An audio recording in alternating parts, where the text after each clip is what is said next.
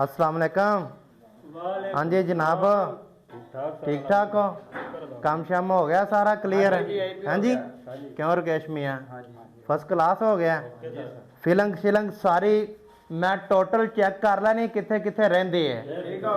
सही है ना? पक्का हो गया। लो जी जनाब मेरी है किहड़ा ना मालका ने ये जावा मिठाई वाला को जनाब मेरी 2 डब्बे भेजे ने। ठीक है, उन्होंने कहा भी एक डब्बा किहड़ा ना खोलो लेबर घट ना जाए, जिहड़ा दूसरा डब्बा है उन्होंने इनू जरा उधर साइड ते रख ते एक डब्बा किहड़ा ना लेबर नूं वरताओ, एक डब्बा किहड़ा ना असीं बाहर जिहड़े जानन वाले ने नाल चौकीदार नाल दी कोठी वाले उन्हां तिकर भी यार मिठाई पहुंचानी है।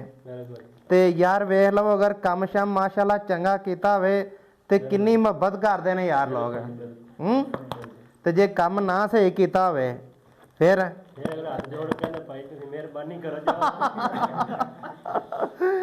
इस तरह है। लो जी माशाल्लाह जी।